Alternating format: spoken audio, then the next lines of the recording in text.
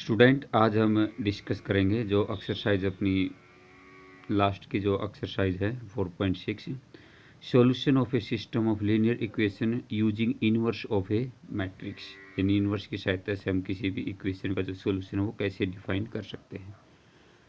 Consider an equation which is in the form of a1x plus b1y plus c1z is equal to d1। ये कोई equation आपको 3 दे दी गई है। इसकी सहायता से हम एक मैट्रिक्स का जो इन्वर्स की सहायता से हम उसका सोल्यूशन निकालेंगे। अब इस इक्वेशन में जो a1 a2 a3 b1 b2 b3 c1 c2 c3 ये जो है ये कांस्टेंट है, तो इनको हमने एक मैट्रिक्स नाम दे दिया a, जिसका ऑर्डर क्या बनेगा 3x3। और x y z यहाँ पर दूसरा मैट्रिक्स आ जाएगा x, यानी a और x के मल्टीप्लाई इज इक्वल टू, तो तीसरा जो मैट्रिक्स बनेगा वो d1 d2 d3, ये एक कॉलम मैट्रिक्स बनेगा। इसकी फॉर्म में लिखते हैं तो हम इस इक्वेशन को इस टाइप से लिख सकते हैं ax is equal to B. अब 10th क्लास के अंदर आपने पढ़ा होगा कंसिस्टेंट और इनकंसिस्टेंट के बारे में। कंसिस्टेंट वो होता है जिसका हम कोई सॉल्यूशन निकाल सकते हैं, उसके अंदर यूनिक सॉल्यूशन भी हो सकता है और मैनी सॉल्यूशन भी हो सकता है। और इनकंसिस्टेंट इक्वेशन वो होती है जिसके अंदर कोई सॉल्यूशन नहीं होता, जो 10th क्लास के अंदर भी आपने पढ़ा होगा, जो नो सॉल्यूशन को डिफाइन करता है।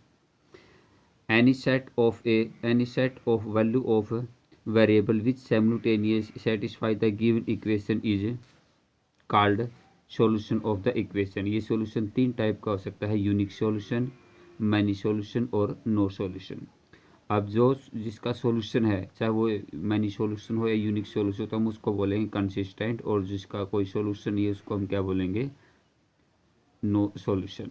अब इसी से रिलेटेड एक क्वेश्चन है कि हम एक थ्योरम है, if A is a non singular कि सिंगुलर बताना मैं आपको भूल गया था। सिंगुलर मैट्रिक्स वो होते हैं जिसका डेटरमेंट 0 हो, और यहाँ पर बोल दिया नन सिंगुलर, यानी डेटरमेंट क्या नहीं हो, 0 नहीं हो। Then x is equal to A inverse B is the unique solution of the equation. ये किस तरह से है देखो।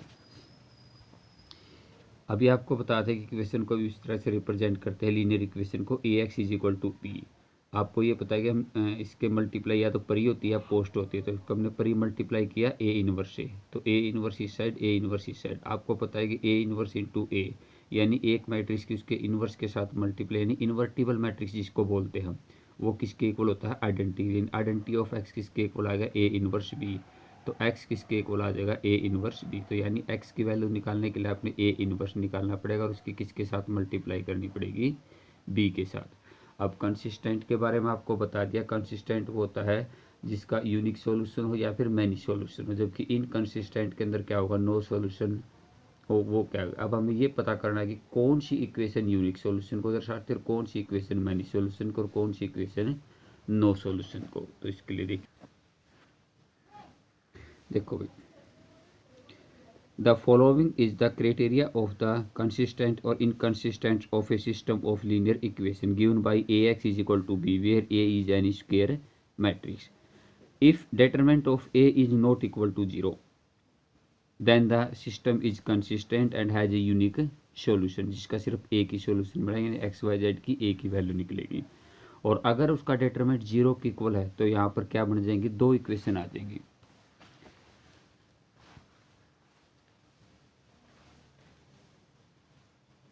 If a is not equal to 0, तो वो क्या कहलाएगा, एक यूनिक सॉल्यूशन।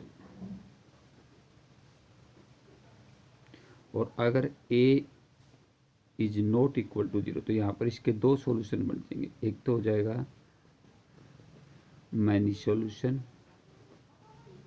और एक बन जाएगा इसके अंदर नो सॉल्यूशन। अब हमें इस बात का पता करना है कि इनमें से आगे हम कैसे पहचान कर सकते हैं कि ये नो सॉल्यूशन है या फिर मैनी सॉल्यूशन है। तो उसके लिए हमने एक फॉर्मूला इसके अंदर यूज करते हैं, हम इसके अंदर निकालते हैं एडजॉइंट। एडजॉइंट ऑफ ए की आप बी के साथ मल्टीप्लाई करोगे, बी आपको पता होगा राइट साइड वाला, तो यहाँ पर दो केस बनेंगे, या तो वो 0 के इक्वल आएगा या फिर वो इज नॉट इक्वल टू 0। अगर वो 0 के इक्वल आ गया तो वो क्या कहलाएगा, उसका मैनी सॉल्यूशन।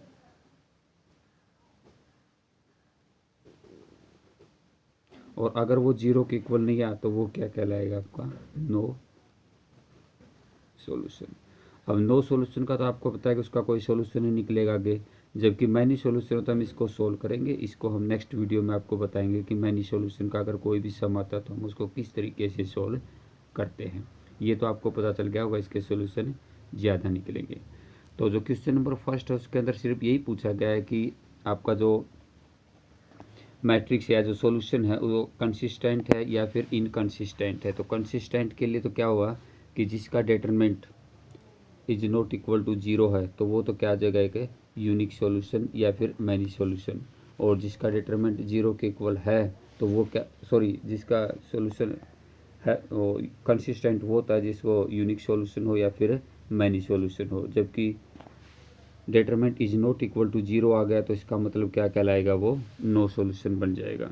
अब आपने बताना कैसे कि कंसिस्टेंट है इनकंसिस्टेंट है। अगर डिटरमिनेंट उसका is not equal to zero आ गया तो आप समझ गए कि कंसिस्टेंट है। अगर डिटरमिनेंट आपका जीरो के इक्वल आ जाए तो उसके बाद आपने ये बताना है कि मैनी सॉल्यूशन है नो सॉल्यूशन है। तो यहाँ पर दो केस बन जाएंगे, मैनी सॉल्यूशन और नो सॉल्यूशन। जबकि मैनी सॉल्यूशन कंसिस्टेंट है और नो सॉल्यूशन क्या है, इनकंसिस्टेंट। तो उसके लिए आपने डिटरमिनेंट अगर जीरो के इक्वल आ गया तो आपने ये प्रॉपर्टी यूज करनी पड़ेगी कि एडजॉइंट ऑफ ए इंटू में B is equal to zero. अगर वो जीरो के इक्वल आ जाए, एडजॉइंट ए निकालो, आपको पता है कोफैक्टर निकालने के बाद उसका ट्रांसपोज करते हैं, उसकी बी के साथ मल्टीप्लाई करो। अगर वो जीरो के इक्वल आ गई तो वो कंसिस्टेंट हो जाएगा, अगर वो जीरो के इक्वल नहीं आया तो वो क्या कहलाएगा, इनकंसिस्टेंट। अब इसी से रिलेटेड कुछ क्वेश्चन है वो सोल्व करते हैं।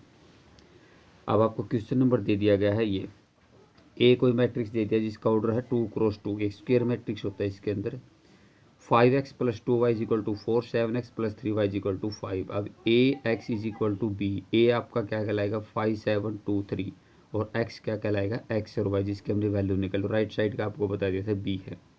तो हमने प्रूव करना है कि x is equal to A inverse B, इसकी सहायता से हम x की वैल्यू निकालते हैं। तो सबसे पहले आपने क्या डिफाइन करना है, ए इनवर्स। तो ए इनवर्स निकालने के लिए आप पहले क्या निकालोगे, इसका एडजॉइंट।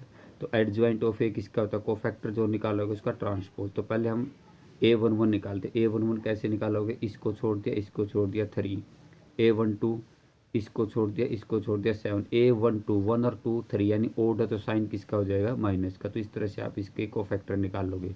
तो जो एडजॉइंट ए निकलेगा आपका, एडजॉइंट ऑफ ए हो जाएगा 3 - 7 - 2 5 का ट्रांसपोज, ये ट्रांसपोज कर दिया अभी। और इनवर्स कैसे निकालते थे, एडजॉइंट ऑफ ए डिवाइड में उसका डिटरमिनेंट। तो ये डिटरमिनेंट था और ये इसका एडजॉइंट था, ये आपस में मल्टीप्लाई कर दिया। तो x किसके इक्वल आपका, a इनवर्स b। अब a इनवर्स ये है और b ये है, तो इसके आपस में दोनों के मल्टीप्लाई कर दो। कि मल्टीप्लाई के बारे में पता है, इसका ऑर्डर कितना है 2 क्रॉस 2 और इसका ऑर्डर कितना है 2 क्रॉस 1। मल्टीप्लाई में ये दोनों सेम होने चाहिए, तो ये दोनों सेम होने के बाद ये इसका ऑर्डर बन जाएगा 2 क्रॉस 1। तो ये मल्टीप्लाई करने के बाद ये आ गया भाई 2 क्रॉस 1 यानी 2 रो और 1 कॉलम। और किससे कंपेयर करोगे, एक्स मैट्रिक्स हमने क्या कंसिडर किया था, ये था एक्स और वाई। तो एक्स और वाई को आप इसके इक्वल रखोगे, दोनों कंपेरेबल मैट्रिक्स है, दोनों को कंपेयर कर दोगे तो एक्स की वैल्यू 2 और वाई की वैल्यू -3। तो ये एक यूनिक सॉल्यूशन हो जाएगा।